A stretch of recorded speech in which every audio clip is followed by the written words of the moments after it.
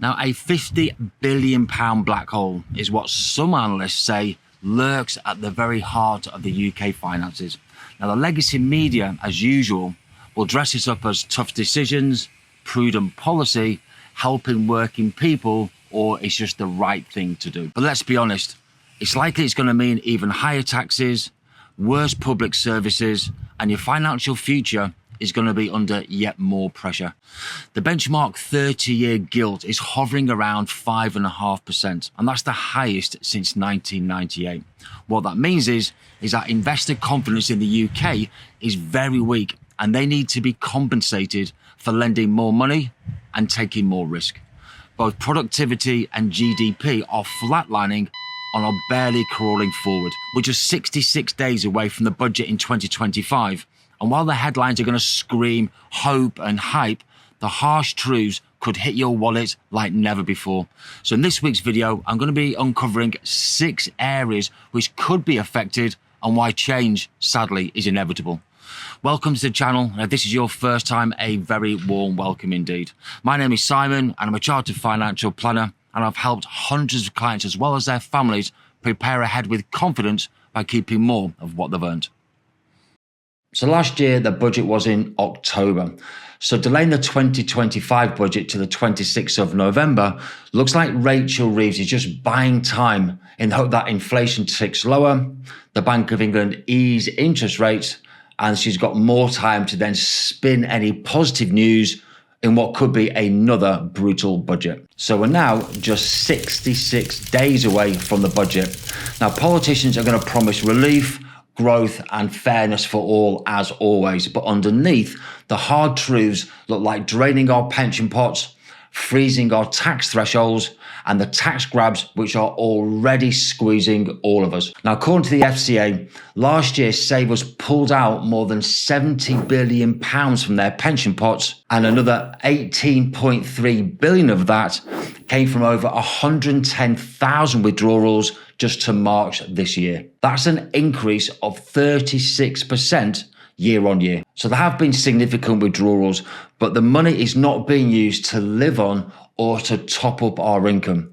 What's actually been happening is they're being withdrawn early due to people being fearful about what's coming. They're actually proposing capping the tax-free lump sum that we can take from our pensions. Now, the Resolution Foundation, as well as the IFS, have suggested slashing this down to £100,000 or even as low as £40,000. Now, that change would save the Treasury about £2 billion a year. Now, imagine having to plan your retirement around that sort of a cut to your tax-free cash. Well, it's most definitely on the table and under the spotlight. So for those who did withdraw their tax-free cash last year, but then regretted it, you can't just reverse your decision and put that money back into your pension due to the very, very strict recycling rules. So if you are considering taking tax-free cash early, I would urge caution and please be wary, as any changes to this entitlement is going to be announced in advance, and it should be phased in, giving us a lot of time to prepare in advance. Now, the state pensions triple lock has held strong yet again, and that's going to be increased by 4.7%, and that's riding well above inflation at 3.8%, and that matches average wage rises. This means that pensioners are going to get another inflation boosting rise equal to that of workers in the UK. But all that is going to come at a price. The triple lock currently costs about £15.5 billion a year. And these new tweaks to the triple lock are going to add another £1 billion a year on top. Now, as you know, there are 2 state pensions. We have the basic state pension, which is rising to £9,607, and the new single-tier state pension, which came into force in 2015, is going to be rising to £12,535 from April 2026. Now, that is creeping dangerously close to the personal allowance of £12,570. And don't forget, there was talk from Torsten Bell. Now, he's the guy that's been drafted in to help Rachel with her accounts, of scrapping the triple lock. But once he got close to power, this message seems to have changed somewhat. They now say that the triple lock won't be scrapped this parliament, but who's going to pay? Well, we all do, as well as the next generation, younger workers, and of course the taxpayers who are working who haven't retired yet. Now, here's where the government doesn't need to raise rates, as they'll just freeze the current thresholds for income tax bands, national insurance, and maybe others as well. Now, the effect of this is going to be that pay rises will gradually drag people into higher and ever yet higher tax bands. Now, the Resolution Foundation warns that 2 million people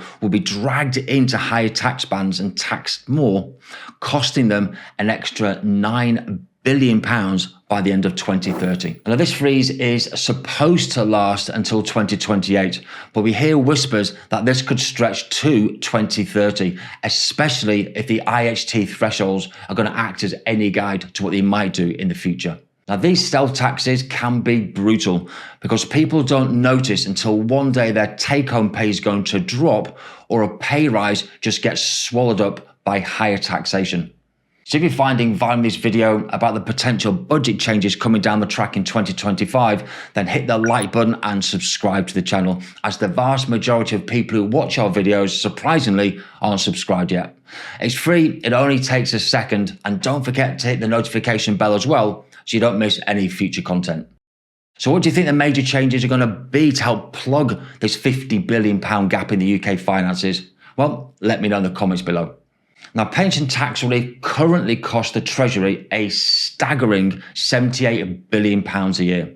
And that's the cost of giving tax relief at either 20%, 40% or 45%. Now, tax relief can also be claimed by non-taxpayers, but also by parents who are making contributions into a children's pension. Now, in order to lower this massive expense, many are suggesting that we have a single flat rate of tax relief at 30% across the board for everybody. Now, this proposal could save the government at between £8 and £10 billion a year. And this is clearly going to be controversial, as it's going to hit the higher earners harder, but it also raises valid questions about fairness for all. Now, capital gains tax is no longer the tax for the super rich.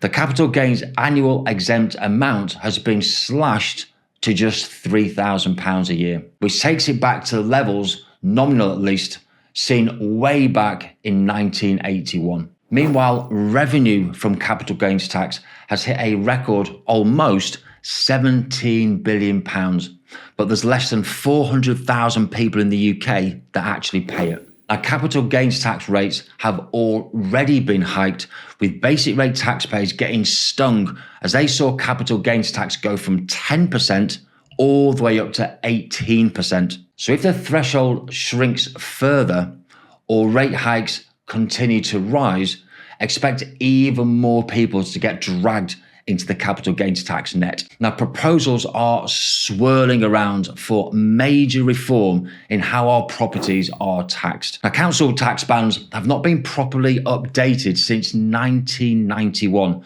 and that has created huge unfairness across the UK.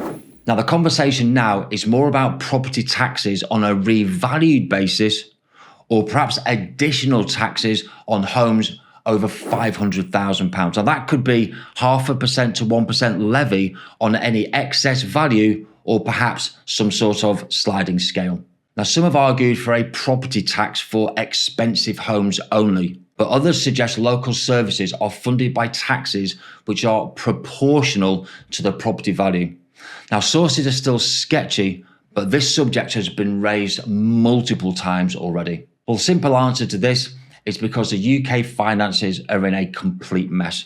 National debt is soaring, growth is weak, productivity is stagnant, jobless claims are rising, welfare costs are mounting and out of control, inflation is almost double the target rate, and that is eating away at the future value of all our savings. The damning outlook demands very tough choices. Now, I've linked 2 other videos in this series about the income that you can expect to receive from the average UK pension, and another on pension income drawdown for beginners. So thank you for your time, for your patience as always, and for watching to the very end. I'm going to see you all again next week.